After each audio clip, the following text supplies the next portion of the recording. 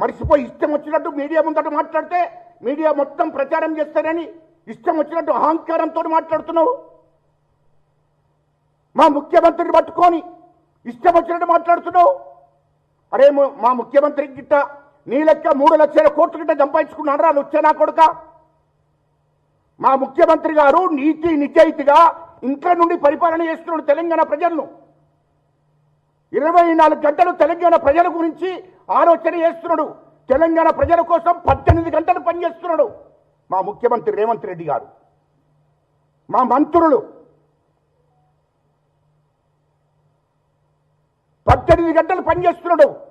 ప్రగతి భవన్లు form హౌస్లు కట్టుకొని అన్నకేలి పరిపాలన నడిపిస్తున్నాడు మా ముఖ్యమంత్రి గారు. సొంత ఇంటి నుండి సొంత భోజనం చేసి ఈ తెలంగాణ ప్రజలను పరిపాలిస్తున్నాడు నీతి నిజాయితీగా. ఆ మిషన్ తెలంగాణ ప్రజల కోసం పనిచేస్తున్నాడు. 2023 డిసెంబర్ 7 తారీఖు నాడు ప్రమాణ స్వీకారం చేసి నుండి ఇప్పటిదాకా 18 గంటలు తెలంగాణ ప్రజలు ప్రజలు ప్రజలు ప్రజల కోసమే పనిచేస్తున్నాడు మా ముఖ్యమంత్రి గారు. ముఖ్యమంత్రిని పట్టుకొని ఇష్టం వచ్చినట్టు మాట్లాడుతున్నావు. ఇష్టం వచ్చిన బూతులు మాట్లాడుతున్నావు. అంటే మాకు బూతులు రావనుకుంటున్నాం ఏంది? నీ చరిత్ర మాకు తెలియదు అనుకుంటున్నాం ఏంది?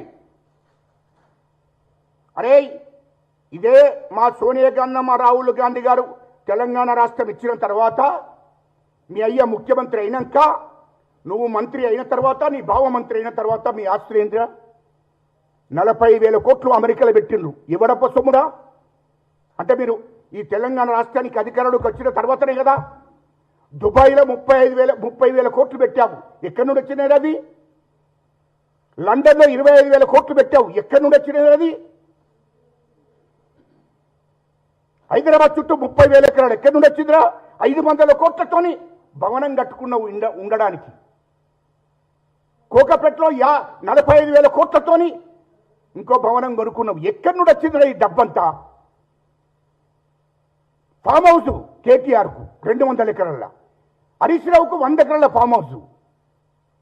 మరి మీ కేసీఆర్కు 600 ఎకరాలలో అక్కడ ఫామ్ హౌస్ కట్టుకుని హైగా ఉంటుండు. ఎక్కడి నుండి వచ్చిందిరా ఈ ఆస్తులన్నీ? అదేవిధంగా రాహుల్ గాంధీ గారి కట ఇక్కడ నుండి డబ్బులు పోతున్నాయి. అరే లుచ్చనా కొడుక, మీ అయ్య ముఖ్యమంత్రి అయినాక కేసీఆర్ ముఖ్యమంత్రి అయిన తర్వాత రాష్ట్రం మొత్తం ఉత్తరప్రదేశ్కు అఖిలేష్ యాదవ్కు 650 కోట్లు పంపించాడు. జగన్కు 200 కోట్లు పంపించాడు. కుమారస్వామికి కర్ణాటకకు 200 కోట్లు పంపించాడు. ఎక్కడి నుండి ఇదంతా డబ్బంతా ఎక్కడిదిరా? మహారాష్ట్రకు 500 కోట్లు ఖర్చు పెట్టాడు. బీహార్కు పంపించాడు, ఢిల్లీకి పంపించాడు, పంజాబ్కు పంపించాడు. ఈ డబ్బంతా ఎక్కడ? 100 కోట్లు పంపించాడు. ఎక్కడ డబ్బంతా? అరే లుచ్చానా కొడుక, కేటీఆర్ని గుర్తుపెట్టుకో. మా రాహుల్ గాంధీ గారు తలుచుకుంటే ఈ దేశంలో 140 కోట్ల జనాభా, ఈ దేశవ్యాప్తంగా కాంగ్రెస్ కార్యకర్తలే 10 కోట్ల మంది ఉన్నారు. 10 కోట్ల మంది ఒక్కొక్కరు ఒక 100 రూపాయలు వేసుకుంటే 1000 కోట్లు అవుతాయి. ఒక్కొక్కరు ఒక 100 రూపాయలు వేసుకుంటే 10 కోట్ల మంది కార్యకర్తలు అందరూ కలిసి ఒక్కొక్కరే ఒక 100 రూపాయలు వేసుకొని జమ చేసి రాహుల్ గాంధీ గారికి పంపిస్తే దేశవ్యాప్తంగా పార్టీ నడుస్తుంది. అది గుర్తుపెట్టుకో లుచ్చానా కొడుక. నీ లెక్క దోపిడీ చేసి సంపాదించిన డబ్బు మా రాహుల్ గాంధీ గారి దగ్గర లేదురా. ఇప్పటికి కూడా చెప్తున్నా నీకు, ఇష్టం వచ్చినట్టు మా రాహుల్ గాంధీ గారిని ఇష్టం వచ్చినట్టు నీ చరిత్ర నాకు తెలియదారబై.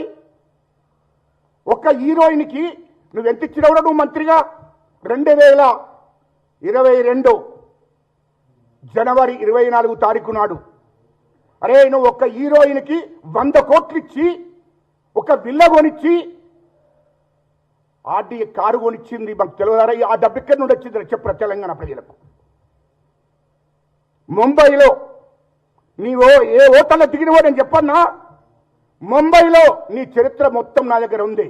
నేను అందుకోసమే చెప్పిన. నేను ముంబైలో తాజ్ కృష్ణ హోటల్లో దిగి 328 రూమ్ నెంబర్లో ఉండి నువ్వు ఒక హీరోయిన్ ఇక్కడ వచ్చినటువంటి హీరోయిన్కి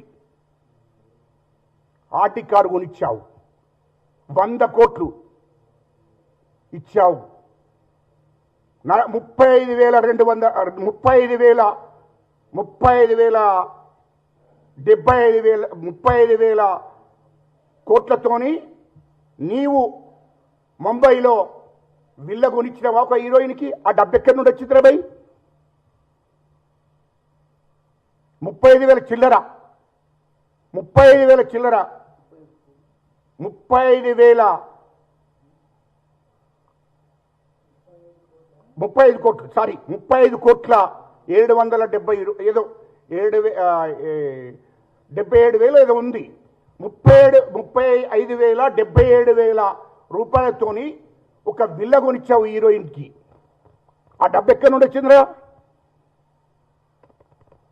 హీరోయిన్ బెదిరిస్తే, నన్ను లొంగ తీసుకున్నామని బెదిరిస్తే ఆ హీరోయిన్ పేరు చెప్పను దయచేసి, ఎందుకంటే ఆమె ఆడబిడ్డ, ఆడపిల్లలతో బదనం చేయకూడదని చెప్తలేను.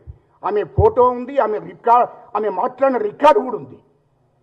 ఆమెను హైదరాబాదులో నువ్వు మోసం చేసినామని నిన్ను బెదిరిస్తే, నన్ను వాడుకున్నావు, నన్ను వాడుకొని నా జీవితం నాశనం చేసినామని బెదిరిస్తే, ముంబైకి నేను వస్తున్నా అని అర్జెంటుగా పోయి ఆర్డీ కారు బుక్ చేసి ఆర్డీ కారు ఇచ్చి వెంటనే ఒక విల్ల కొనిచ్చి 35 కోట్ల 77,000తోని విల్ల కొనిచ్చి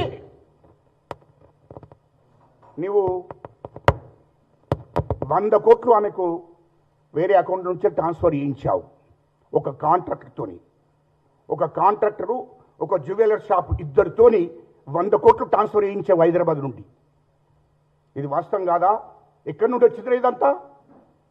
ఎక్కడి నుండి వచ్చింది ఇదంతా? ఎక్కడి నుండి వచ్చింది? 2022 జనవరి 24 తారీఖు నాడు ఎక్కడి నుండి వచ్చింది? తాజికిష్టం హోటల్లో ఉన్నది వాస్తవం కదా? ముంబైలో సముద్ర తీరం పక్కకు తాజికిష్టం హోటల్లో ఉన్నది రాబాయి. ఇది గుర్తు చేస్తున్నాను, ఎందుకంటే మా మీడియా వాళ్ళకు తెలియదు కదా పాపం. ముంబై అంటే అక్కడ తాజికిష్టం హోటల్ ఎక్కడ ఉన్నదని వీళ్ళు అనుకుంటారు. సముద్ర తీరం పక్కకు ఉన్నదిరా. నీ డాటా అంతా నాకు తెలియదు అరబై. నీ ఉన్న రూమ్ నెంబర్లతో సహా ఢిల్లీలో పోతావు. ఢిల్లీలో పోయి ఆమె మైసూర్లో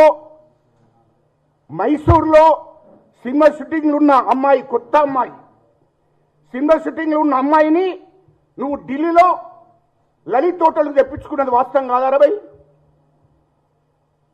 777 రూమ్ నెంబర్కి తెప్పించుకున్నది వాస్తవం కాదా?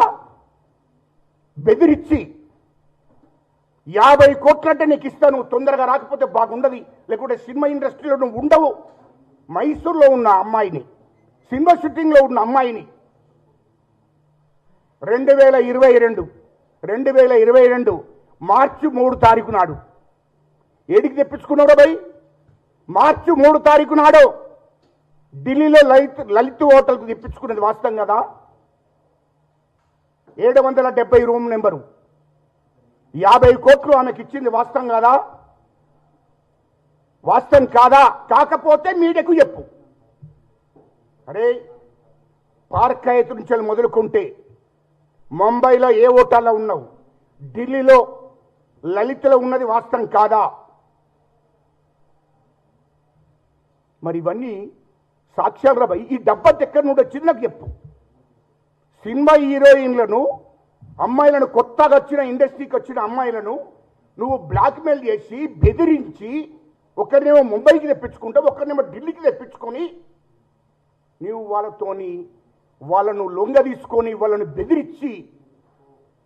బెదిరిస్తే నీ మాటలు రికార్డు చేసినటువంటి అమ్మాయిని రికార్డు చేస్తే నీకు మంచి విల్ల కొనిస్తా, బెంగళూరులో మంచి విల్ల కొనిస్తా, 50 కోట్లు ఇస్తాను చెప్పడంతో ఒక మధ్యవర్తితోని, ఒక సినిమా డైరెక్టర్ మధ్యవర్తితోని ఆమె సైలెంట్గా ఉండిపోయింది. ఆమెను బెదిరించావు. ఎంతమంది జీవితాలను నాశనం చేసేవాడు నువ్వు. అధికారంలోకి వచ్చినాక బీఆర్ఎస్ పార్టీ అధికారంలోకి వచ్చింది కాబట్టే కదా ఆస్తులు కోట్ల రూపాయలు నువ్వు సంపాదించిన అహంకారంతోనే కదా ఇవన్నీ వేసుకుంటూ వచ్చావు. 1 కాదు 2 కాదు, నీకు ఇంకా ఉన్నది, ఇంకా నీ ఎపిసోడ్ అంతా ఇంకా నా దగ్గర ఉన్నది. నువ్వు దుబాయ్లో ఏ విల్లాలు ఉన్నావు, ఎక్కడున్నావో అది కూడా నేను బయట పెడతా. నువ్వు తొందరపడకురా భయ్, నువ్వు తొందరపడకు. ఎవరైతే నీ బినామీ ఉన్నాడో వాడిని చంపితే ఇవన్నీ సమస్యలని పోయినాయి అనుకోకు. మొత్తం రికార్డ్ అంతా నా దగ్గర ఉంది.